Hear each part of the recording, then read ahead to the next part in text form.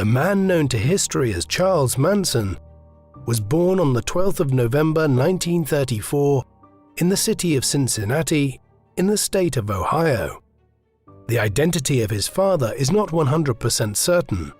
The most likely candidate was Colonel Walker Henderson Scott, a con artist and drifter from Kentucky.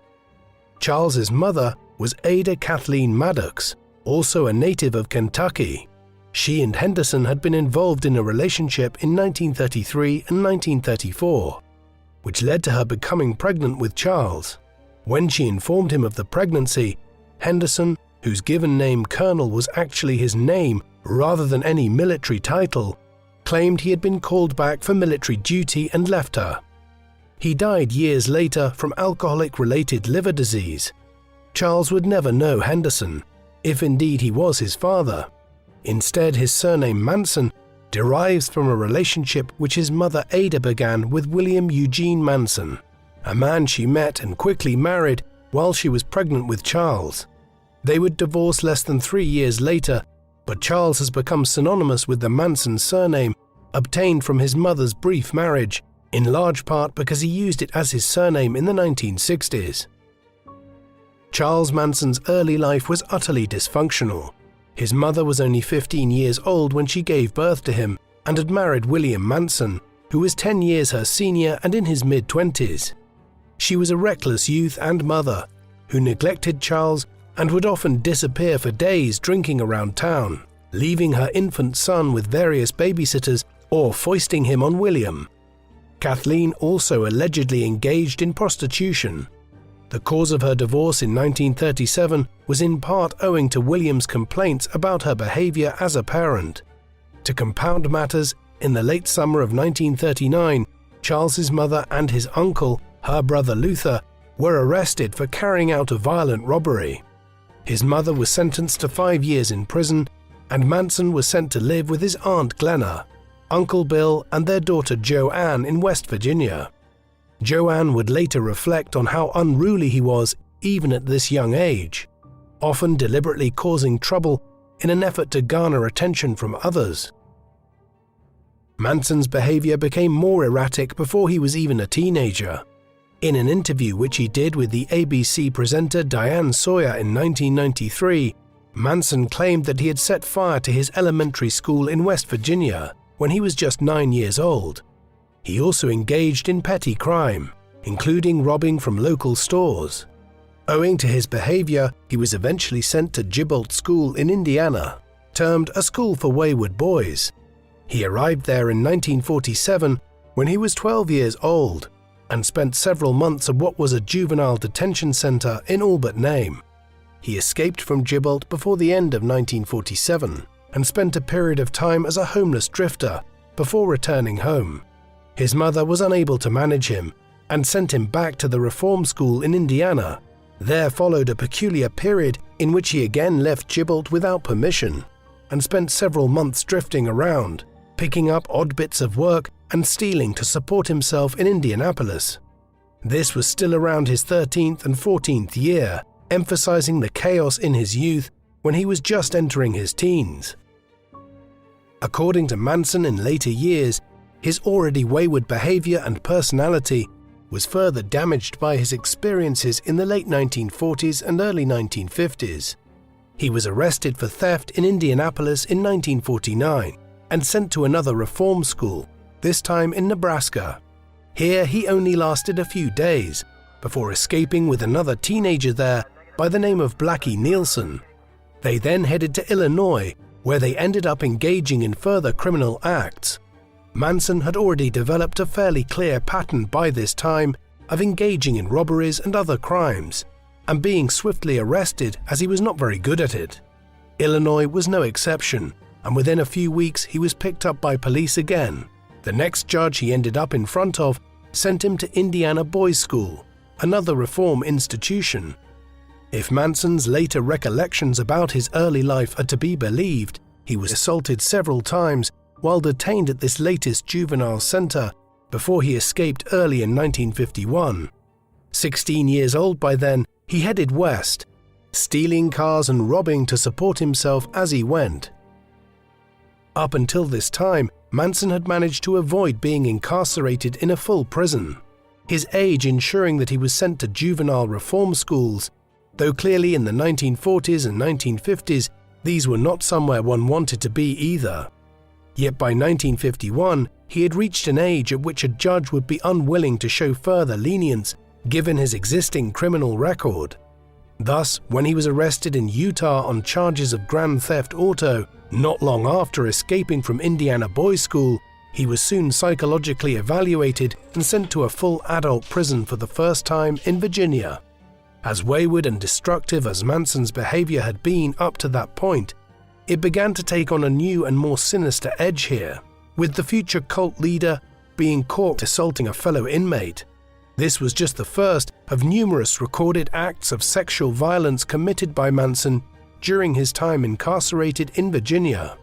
He would later claim that he was uninterested in categorizing himself as straight, gay, or bisexual. Manson was eventually released in 1954, but the events of his teenage years had set the tone for his 20s, with Manson repeatedly engaging in crime sprees and then periodically ending up back in custody or some legal trouble or another. Grand theft auto was a particular obsession of his that would remain a constant right down to his final arrest and imprisonment at the end of the 1960s. Despite his intermittent arrests, he did find time to marry in 1955 to Rosie Willis, a 16-year-old waitress. She would give birth to his son and namesake, Charles Jr., in April 1956. It was also shortly after marrying Rosie that they moved out to California, beginning Manson's association with the state, which he would acquire infamy in over a decade later. Several more arrests occurred intermittently during this period, with Manson often being given suspended sentences on the condition that he cooperate with court authorities, though he generally didn't do so and was regularly arrested again for breaking the conditions of his parole. Manson could only dodge a second term in an adult prison for so long with his behavior, which by the late 1950s included not just regular acts of theft, grand theft auto and physical violence, but also acting as a pimp. This latter activity is notable as much of his cult leadership in later years would revolve around the manipulation of wayward young women. Rosie obtained a divorce from him through the courts in 1958, right around the time that he was arrested and prosecuted, this time on charges of financial fraud. Taking into account his growing criminal record, the courts decided he should be given a 10-year sentence on this occasion. It was not before he had met and made plans to marry a woman by the name of Leona Stevens. The marriage was solemnized in 1959, and she and Manson had a son named Charles Luther. He would have very little recorded interactions with either of these earlier sons in later years, though Charles Jr. took his own life in 1993, seemingly having found it difficult to live with the burden of being Charles Manson's son. Leona Stevens obtained a divorce in 1963, while Manson was still in prison. He would serve much of the 1960s behind bars, moving between several California prisons. During this time, he seems to have become habituated to life behind bars, on one occasion requesting that he be denied parole as he didn't want to be released. While it was also during the 8 years he spent incarcerated between 1959 and 1967 that he learned to play the guitar and developed an interest in music. Upon his release from prison early in 1967, Manson decided to relocate to San Francisco, where he found a place to live in an apartment in the Berkeley suburb of the city, near the oldest constituent campus of the University of California. He arrived here during an era-defining period in San Francisco's history. Following the holding of countercultural events in Golden Gate Park there earlier in the year, the city became a mecca of the counterculture and anti-war movement that was sweeping the United States in the second half of the 1960s. From the spring break of 1967, right around the time Manson arrived to Berkeley, the Haight-Ashbury district of the city in particular was seeing hundreds and sometimes thousands of hippies, musicians and artists every day.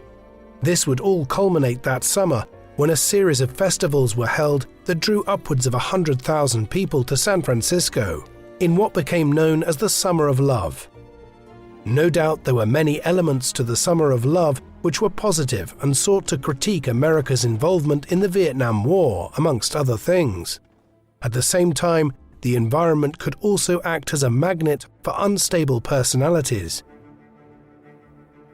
The counterculture movement in San Francisco was an intellectual one in many ways, with the writings of the beat poets and the writers of the 1950s and early 1960s lionized, and people adopting eclectic elements of everything from Eastern religions to the philosophy of European thinkers of the 18th, 19th and 20th centuries, such as Friedrich Nietzsche, and even elements of Christianity.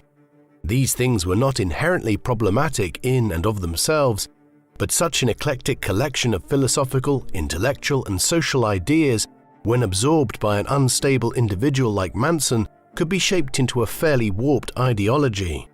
By late 1967 and early 1968, he was promoting ideas to those he met which mixed discussion of Jesus Christ, elements of Nietzsche's philosophy, and a growing sense of white racial superiority.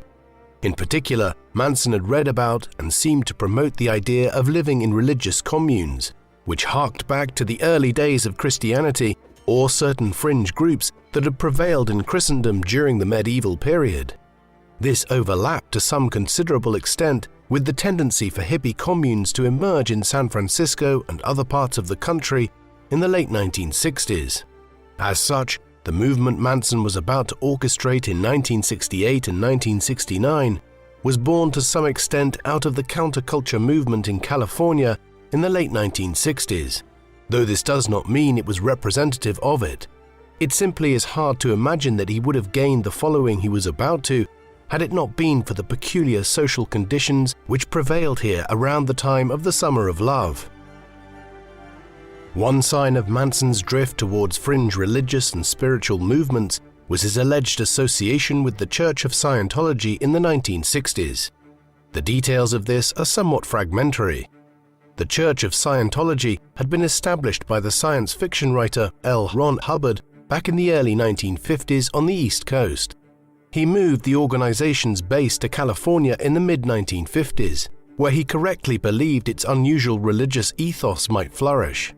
Manson is understood to have first become involved in some capacity with the burgeoning church in the early 1960s, after being introduced to it by a fellow prisoner during one of his many periods of incarceration.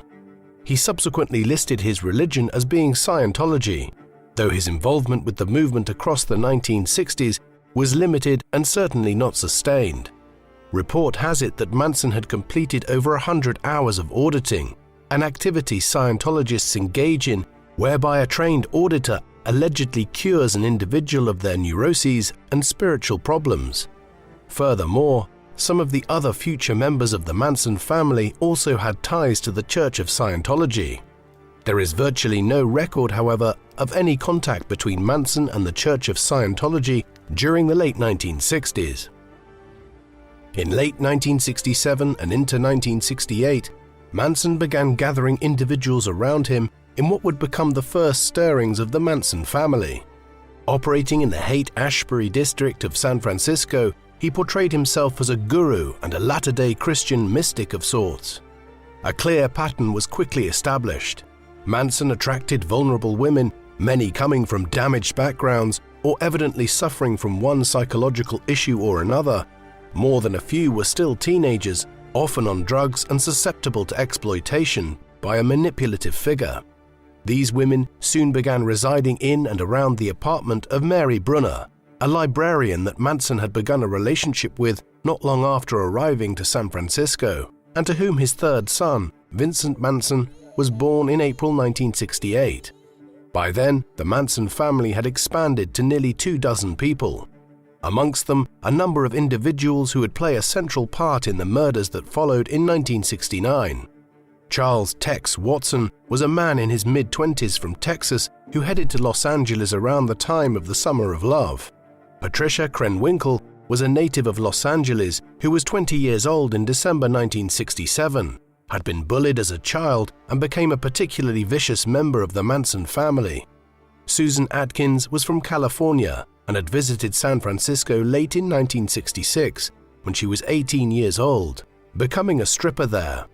Leslie Van Houten was a teenage runaway who had begun using psychotropic drugs when she was only 15 years old. Linda Kasabian was from the East Coast and had gravitated out west, as well as having 2 marriages collapse by the time she was just 18 years old. These individuals joined Manson's growing cult at different times, and there were other members of the Manson family, but these were some of the key players in the events that would unfold in 1969. From the beginning, the Manson family involved heavy drug use, and this was central to Manson's creation of a cult-like following. Manson would have his followers consume substantial amounts of drugs before group sessions in which he would, by all accounts, attempt to brainwash them into believing various outlandish theories. During these sessions, he would consume narcotics himself, though it seems probable that he did so in considerably smaller amounts than his followers did in order to maintain his own composure. While some of these drugs were somewhat benign, others can have powerful effects. For instance, when Tex Watson was psychologically evaluated in 1970, he was deemed to be acutely psychotic as a result of his heavy narcotics consumption. All of this was reputedly accompanied by orgies, and Manson might well have had more children through some of the women in the Manson family that are simply undocumented, as he employed sex as a further tool of control over his acolytes. Manson's story is strangely intertwined with the Beach Boys, a leading US band of the 1960s who had released their seminal album Pet Sounds, featuring the single Good Vibrations in 1966, shortly before Manson was released from prison. In April 1968, Krenwinkel and another female follower of Manson's became acquainted with Dennis Wilson, one of the founders and members of the Beach Boys, after he gave them a lift while hitchhiking in Los Angeles. One thing led to another, and on an evening not long after that, Wilson pulled into the driveway of his house on Sunset Boulevard to find Manson there with several of his followers. Today, this would most likely lead to the police being swiftly called, but in the permissive atmosphere of California in the late 1960s, Wilson instead invited them into his house and soon became a close acquaintance of Manson's. Within a few weeks, several members of the Manson family were living at Wilson's house on Sunset Boulevard, and he was in discussions with Manson to record at the Beach Boys' study. Eventually, the Beach Boys would rework and record one of Manson's songs. It was originally called Cease to Exist, though it was released under the title Never Learn to Love, as a B-side on their Bluebirds Over the Mountain single, which came out in December 1968. Crucially, this engagement with Wilson and the Beach Boys also brought Manson into contact with Terry Melcher, the band's producer, and a figure who seems to have given Manson at least some small hope that he might record an album of Manson's own music. It was during this long period of several months in the second half of 1968 that Manson and some of his followers probably committed the first murders that can be tied to the Manson family. For instance, Nancy Warren and Clyda Delaney were 2 people who were brutally murdered and strangled near the town of Ukiah in California in October 1968. It is on record that members of the Manson family were there right around the time that they were killed, though there is no conclusive evidence. More concrete is the murder of Marina Elizabeth Harb on the 30th of December 1968. She was known to either Manson or some of his followers. It was around this time that the drug intake of Manson and the others with him at Wilson's house on Sunset Boulevard also began to spiral to new levels. Wilson eventually became extremely concerned about their behavior, and rather than trying to evict them, he abandoned the house, leaving them to stay there until his lease expired. By then, they had totally trashed the mansion and stolen anything of value from inside it before moving on. Manson, though, would soon try to track down Terry Melcher and pursue a record deal. The next move for the Manson family was to the infamous Spahn Ranch. This was a large cattle ranch of over 50 acres on the northwestern outskirts of Los Angeles. It was owned by George Spahn, an elderly man who in the 1950s had hired the ranch out for use to several film studios to shoot westerns there during the golden age of the Hollywood studio system. With the decline of the studio system, Spahn's business with the film industry had dried up, and he had instead begun making money in various other capacities, hiring out horses to explore the region to tourists and the like. In late 1968, Spahn, who was approaching his 80th year and was nearly blind, agreed to allow the Manson family to live on the ranch without paying any rent, so long as they helped him out with various kinds of work, as well as helping him get around physically now that he was blind. The suggestion has also been made that several female members of the Manson family provided him with sexual favors in return for being allowed to stay there. Whatever the exact circumstances might have been, we know that Spahn Ranch now became the Manson family's base of operations for much of 1969, with dozens of Manson's followers living there with him. Life on Spahn Ranch followed the same peculiar patterns that had been established at Wilson's house on Sunset Boulevard and Brunner's in San Francisco before that. Criminal activity was being engaged in on a daily basis, and yet there was also a strange pastoral feel of family members giving tours to individuals looking to visit the Hollywood Hills on horseback and other parts of northern LA. All of this took place against the backdrop of old Western movie sets, with an entire Western town having been built here for shooting pictures at in the 1950s. There was also a large number of criminals coming and going frequently. Biker gangs that were heavily involved in drug-dealing operations around California were regular visitors to Spahn Ranch, as were a few local members of the Black Panthers, an African-American group that had been formed in 1966 and which was based in Oakland, California, one which J. Edgar Hoover, the head of the FBI, had deemed to be the foremost threat to national security in America in the late 1960s. It was also around this time that Manson allegedly began forming some of his more bizarre theories and prejudices into a conspiracy theory about an apocalyptic near future. Over time, Manson's views about racial relations in America had become more and more extreme, to the extent that he could be categorized as a white supremacist after a time, and some years later would infamously carve a Nazi swastika into his own forehead. In 1969, he developed the idea that a race war between white and black Americans was imminent. He informed members of the Manson family about this, and reconstructions of what he outlined indicate that his theory included an eclectic mix of Old Testament prophecies, views on American slavery and segregation, and modern-day resentments about the progress of the civil rights movement in America in the 1950s and 1960s. All bundled together into the peculiar notion that this race war would happen within months or a few years and would be a battle for control of the United States. Part of this involved the notion that racist white people and non-racist white people would be manipulated into waging war on each other. Manson eventually named the theory Helter Skelter, after the title of a track on the Beatles' White Album that had been released in 1968. Manson had been listening to the album repeatedly since its release, and in his delusional state, believed the Liverpudlian band were trying to communicate some cryptic message to him. The first stage in the events that would become infamous around the world occurred in the mid-spring of 1969. On the 23rd of March, Manson headed to a house at 10,050 Cielo Drive, an upmarket house in Benedict Canyon near Beverly Hills. He believed that the Beach Boys record producer, Terry Melcher, was residing here, but was mistaken. Instead, the house was being rented at the time by the actress Sharon Tate and her husband, the Franco-Polish film director Roman Polanski, who the previous year had come to public attention following the release of his film Rosemary's Baby. Melcher had lived there previously but had since moved out, following which Tate and Polanski moved in. There, Manson spoke with several individuals and left, returning that evening and conversing again, this time with Rudolph Altobelli, a talent manager who owned the property, on which there were separate smaller guest houses. After this, Manson left. He had evidently aroused the suspicions of Tate and others through his peculiar behavior, and they must have been relieved not to see anything of him again after that day. Manson had not forgotten about the house at Cielo Drive, though.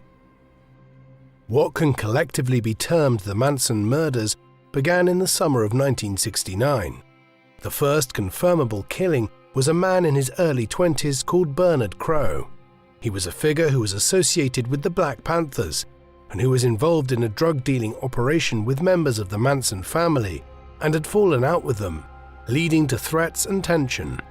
On the 1st of July 1969, Manson killed Crow, following which Spahn Ranch was turned into an armed camp of sorts, in expectation of potential reprisals by the Black Panthers. Several weeks later, Manson and several of his followers, including one Bobby Beausoleil, went to the house of Gary Hinman, a music teacher who Manson believed had access to a considerable amount of money. In this particular instance, the motives were primarily to try to obtain cash. At Hinman's house, they detained him and held him captive for several days before Beausoleil stabbed Hinman to death. Only days later, Beausoleil would be arrested and the murder weapon was found in his car, but this did not lead to any police investigation of what was occurring at Spahn Ranch. As significant as the murders in July 1969 were, the Manson family's most noted crimes would take place over a period of just over 24 hours between the night of the 8th of August and the early hours of the 10th of August. In these particular instances, Manson had a clear agenda in ordering members of the Manson family to engage in targeted attacks against people who are well known. His idea in doing so was to try to start Helter Skelter, the name he had given to the impending race war that Manson had told his followers was going to occur. Manson explained that after the race war, which would become a nuclear conflict, the Manson family would be the only white people left alive, and that the black survivors would then turn to them for direction on how to shape a new world. As such, it was vital to foment and start Helter Skelter as quickly as possible, as it would benefit Manson and his acolytes. The best way of doing this, he asserted, was to murder prominent individuals and then frame black people for the murders, something which would start the race war. The first targets would be Sharon Tate and Roman Polanski, who Manson knew were living at 10,050 Cielo Drive, having been there months earlier when he was looking for Terry Melcher. Others have suggested that Manson had chosen the targets he did because he believed they were associated with Terry Melcher and that he was embittered about his failure to acquire a deal to record his own music with the producer. Manson did not take part directly in the Tate murders. Instead, he sent Tex Watson, Susan Atkins, Patricia Krenwinkel, and Linda Kasabian to carry it out. Polanski was not at home at the time as he was in London working. Tate was there though, along with several others. A friend of Tate's who had previously been her partner, the hairdresser Jay Sebring, a Polish friend of Polanski's by the name of Wojciech Frykowski, and his partner Abigail Folger. Tate was over 8 months pregnant at the time. The 4 members of the Manson family had arrived to Benedict Canyon late on the 8th of August and entered sometime shortly after midnight on the 9th of August. Before they reached the house, they encountered a friend of the groundskeeper named Stephen Parent, whom Watson killed. They then broke into the house and woke up Tate, Frykowski, Sebring and Folger and forced them into the living room. In the period that followed, all 4 of them were butchered by Watson, Atkins and Krenwinkel. Kasabian seems to have frozen and then tried to prevent what was happening. Frykowski was shot and stabbed over 50 times. Folger managed to escape and got outside towards the pool area before Krenwinkel tackled her. She was killed by being stabbed nearly 30 times. Back in the house, Sebring was both shot and stabbed to death, while pregnant Sharon Tate was stabbed 16 times. She was also hung, though an autopsy would later confirm that she had bled to death. A further feature of the bloodbath that had occurred was that Atkins went around writing in blood afterwards, notably the word pig on the front door. Then they left. The following night on the 9th of August, again shortly before midnight, Watson, Krenwinkel, Kasabian and Atkins were accompanied by Manson, Leslie Van Houten and Clem Grogan to 3301 Waverly Drive near the Hollywood area in Los Angeles. This house belonged to Leno LaBianca, a retail executive, and Rosemary LaBianca. On this occasion, Manson took the lead, entering the house on his own first to survey the situation before returning to bring Watson, Van Houten and Krenwinkel into the house. There they roused Leno and Rosemary LaBianca. Manson had ordered the others to make the scene bloodier and more dramatic than the previous night, if that was possible. To do this, they had brought a bayonet, which they used to stab Leno to death while in the living room. Krenwinkel also stabbed him over a dozen times more. They further carved the word war into his chest, while Krenwinkel, who revealed herself to be possibly the most deranged and violent of all of Manson's acolytes during the murders, enthusiastically went about writing things like Helter Skelter and Death to Pigs on the walls in blood. Rosemary was murdered in one of the bedrooms with a bayonet. Then, having created the second gruesome murder scene in the space of just over 24 hours, they fled. There were possibly other murders during the Manson family killing spree in the summer of 1969.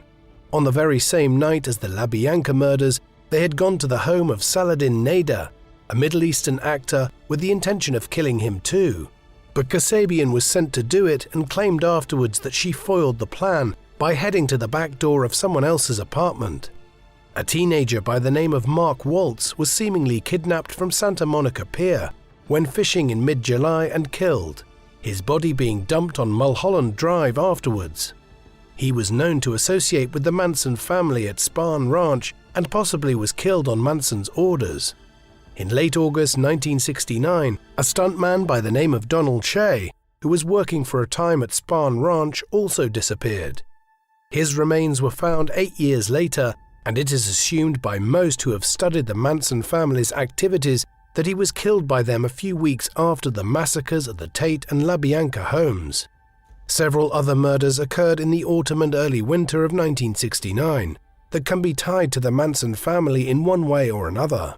While there are also numerous unsolved murders in California in 1968 that prosecutors later affirmed that there was substantial evidence to suggest were carried out either by Manson or his followers.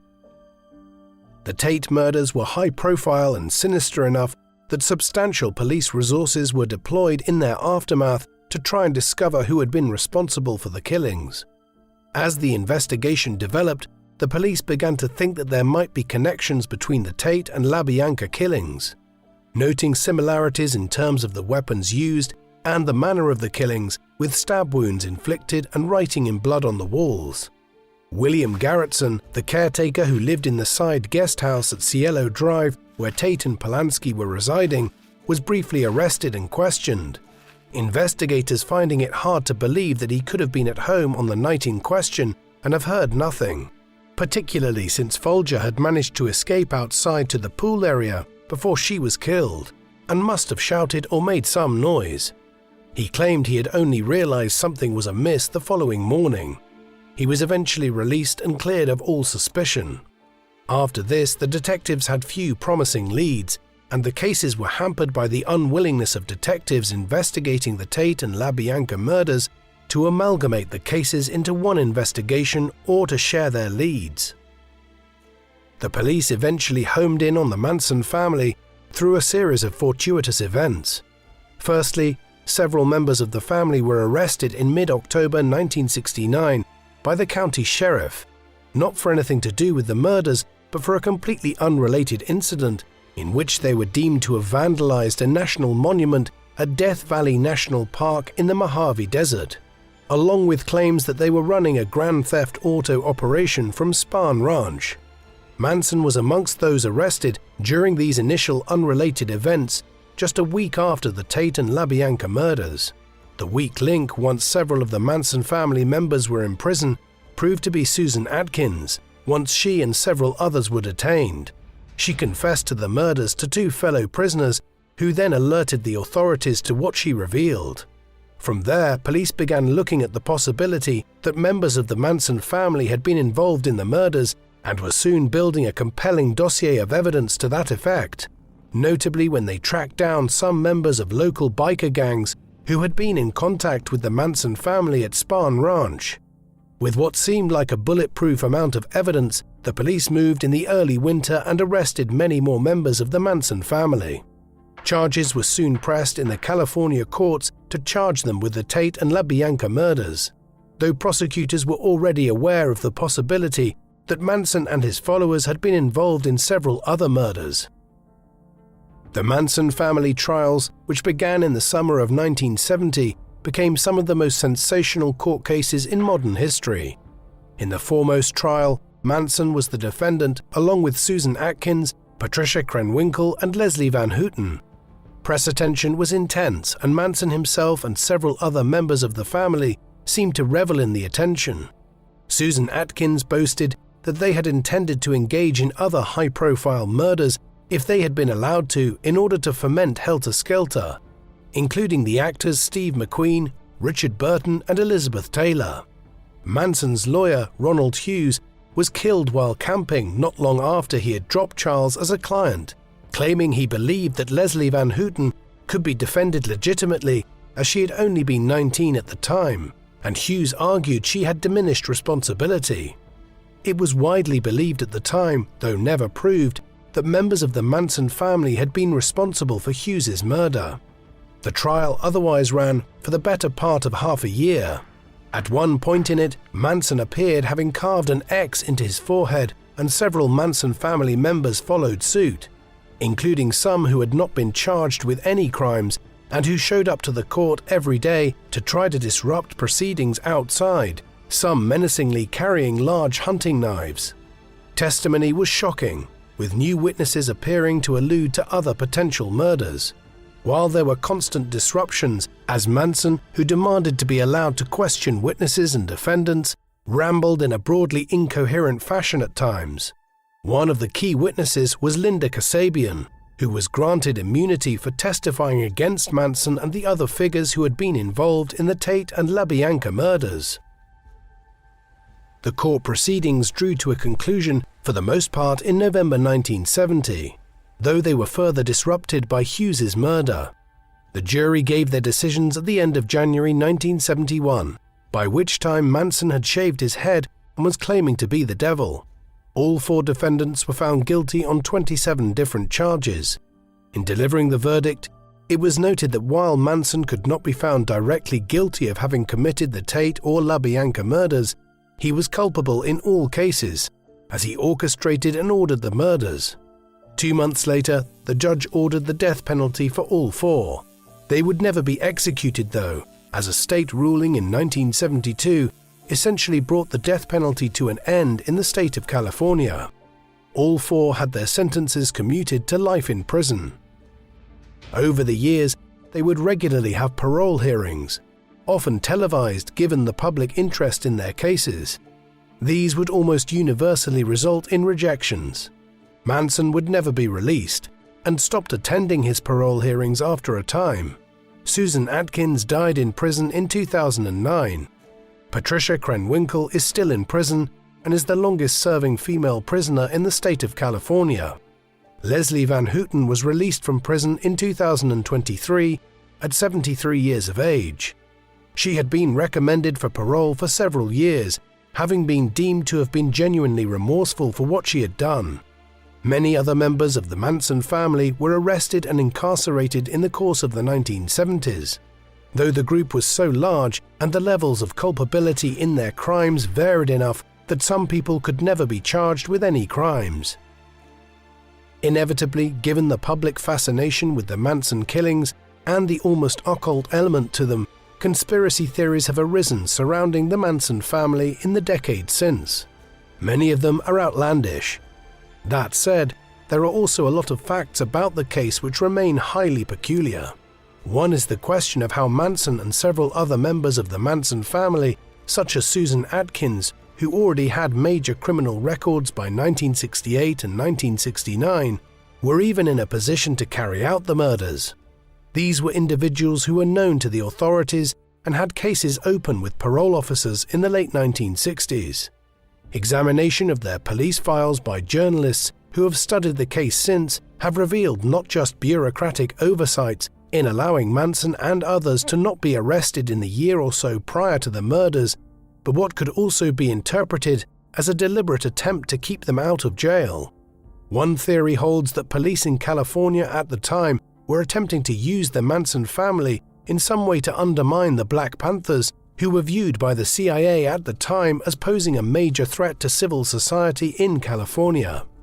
This might explain why Manson, a terrible criminal who was constantly being arrested in the 1950s and 1960s, on the few occasions that he was actually out of prison, and seemed to never be able to avoid being arrested for longer than a few months, was seemingly unimpeded by law enforcement in the late 1960s, while he established a cult that was engaged in wanton criminality for over a year at the Wilsons' house on Sunset Boulevard and then at Spahn Ranch.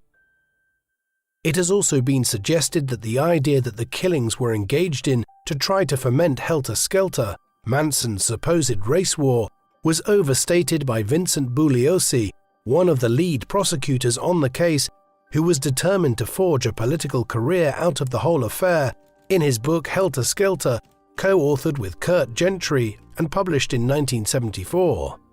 Bugliosi was planning this even before the trial began and had arranged for Gentry to be present in the court to take notes while the trial was ongoing in 1970. None of this is to suggest that the more outlandish conspiracy theories concerning the Manson family have any merit, but simply to note that there are some unanswered questions surrounding it even a half a century later. Just a few years into Manson's prison sentence, the Manson family were back in the news when a member of the family, Squeaky Fromme, tried to assassinate President Gerald Ford, Richard Nixon's former vice president, who had succeeded to the Oval Office unelected after Nixon was forced to resign in the wake of the Watergate scandal. Fromme had avoided incarceration at the time of the wider Manson family trials, though she was a clear danger to public safety, being one of Charles's most devoted followers and someone who had tried to interfere with witnesses in the trial in 1970. Her alleged reason for attempting to kill Ford was over environmental issues. Fortunately for the president, her effort was completely botched.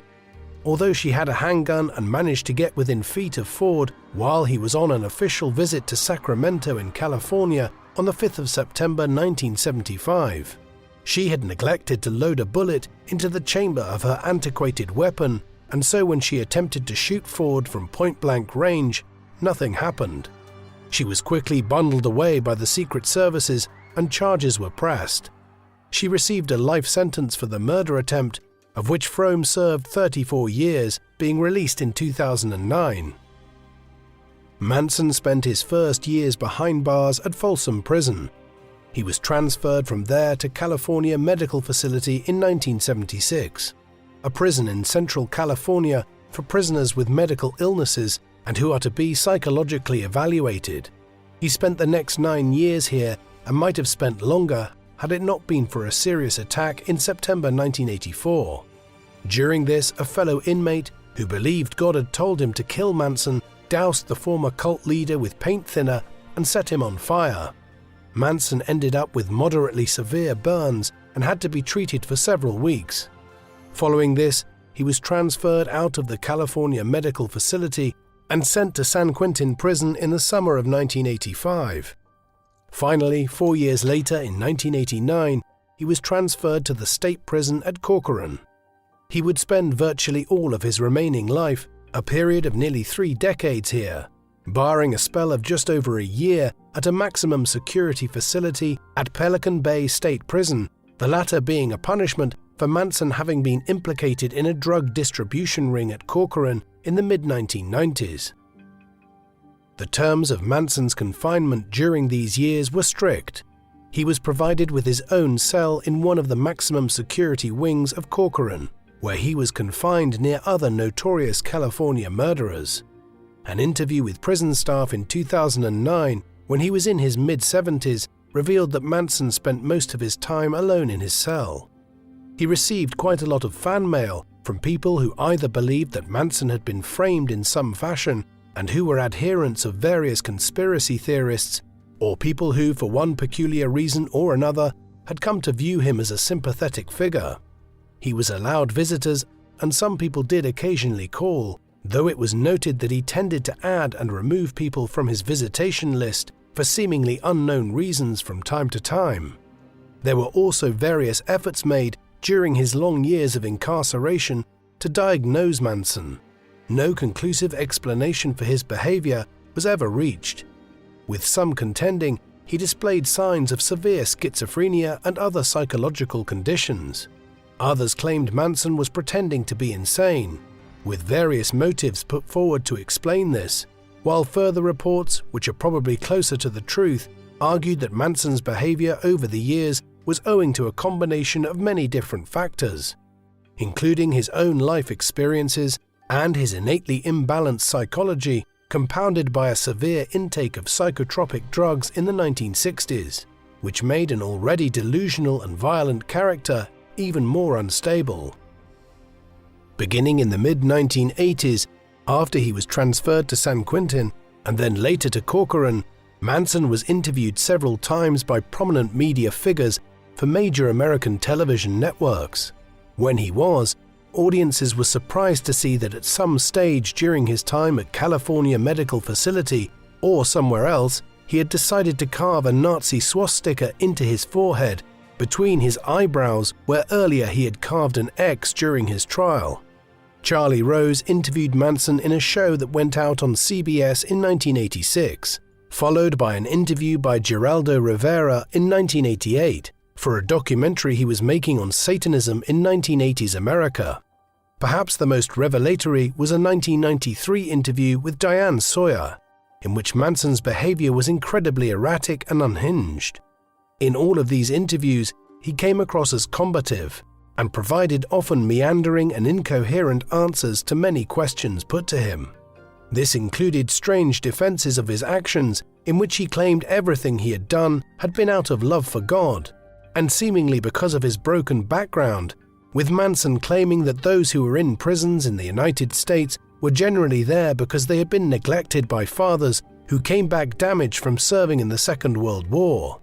Bizarrely, it was only in 1994, not long after the Sawyer interview, that the Tate House at Cielo Drive was demolished, with numerous individuals having continued to rent and live in the house after the murders there in 1969. Manson's later years continued much as they had before in many respects. He continued to be under fairly close confinement, though inevitably, as he became an elderly man, prison authorities could not but loosen the controls around him. He was, for instance, allowed to resume his interest in music and recorded some songs in prison. These have never been made publicly available. Perhaps the most peculiar element of his later years concerned a fan by the name of Afton Elaine Burton. Burton came from a religiously devout Baptist family from Illinois. She became obsessed with Manson after first learning about him while undertaking a school project when she was 17 years old. When she was 19, she moved out to California to be close to the prison at Corcoran, having established a correspondence with Manson. There she began visiting him regularly in person, eventually becoming engaged to him in 2014, when Manson was about to turn 80 and she was 26 years old. She even shaved her head and carved an X temporarily in the middle of her forehead to mimic his swastika. The marriage only fell through when rumors circulated that Burton was intending to take possession of Manson's body when he died in order to have it preserved and turned into a tourist attraction. The story is not as unusual as it seems, and other infamous killers such as Ted Bundy attracted obsessive female fans at various times over the last several decades. Manson was refused parole following what was his 12th parole hearing in the spring of 2012. The board determined that at this particular juncture that he would not be eligible again for a hearing until 2027. By then, he would be a man in his early 90s, and it was assumed he would probably have died by then. As such, the 2012 hearing essentially concluded by informing Manson that he would die in prison. It would be nearly 6 years before that occurred. By the mid-2010s, he was an increasingly ill man, his advanced years exacerbated by decades of incarceration. Early in 2017, he experienced a series of medical issues which stemmed primarily from colon cancer that had led to substantial internal bleeding. Surgery was ruled out, and Manson spent much of that year in various prison medical facilities. He died on the 19th of November 2017 at a prison medical facility in Bakersfield, California at 83 years of age, officially from a heart attack, though with exacerbating factors. After a legal dispute, his body was released to a grandson who had Manson's remains cremated. As a result, there is no grave that might act as a pilgrimage site for those who have developed warped enough views concerning Manson to view him as some sort of modern prophet. Manson and the Manson family have become the subjects of many books, television series, and films over the years. One of the earliest was Helter Skelter, a television film released in 1976 based on Vincent Bugliosi's account of the Manson murders and trials. Perhaps the most peculiar addition to the genre was an opera in 1990, while since then, Manson has featured in everything from an episode of The Ben Stiller Show in the early 1990s to an installment of South Park. More serious investigations of the Manson family's activities and what really went on at Spahn Ranch have also appeared, while some members of the Manson family have been interviewed in their later years. A memoir by Diane Lake, who was not involved in the murders but ended up as a 14-year-old being drawn into the Manson family before leaving the cult, also appeared in 2017. Finally, in 2019, Quentin Tarantino directed Once Upon a Time in Hollywood, a fictional story which uses the Manson family's presence at Spahn Ranch as a central motif.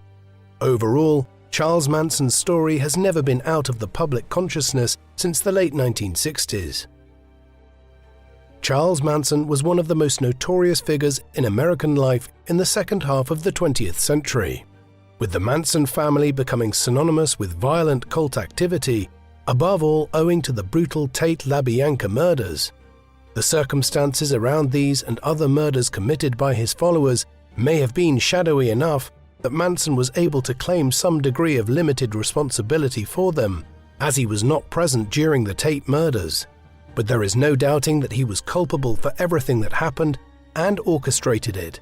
The violent murder spree which he and his followers engaged in during the late 1960s were the culmination of a lifetime of peculiar personal experiences going right back to his chaotic childhood, disturbed teenage years, and constant run-ins with the law, which led to him spending much of his life in prison even before the murders. His unstable character became even more problematic after he went to live in California and large amounts of drugs were introduced into the mix.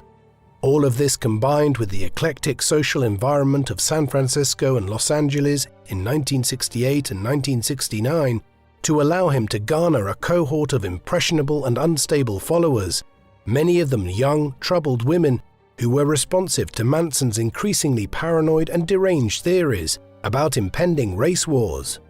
It all exploded in 1969 in at least 9 murders and possibly many more. Manson lived out nearly half a century of his remaining life behind bars, surely being a classic example of someone too dangerous to even contemplate returning back to society. What do you think of Charles Manson? Was he a deranged individual who was barely cognizant of how unacceptable all of his actions were? Or was he a scheming, calculating person who manipulated others to the maximum extent possible? Please let us know in the comment section. And in the meantime, thank you very much for watching.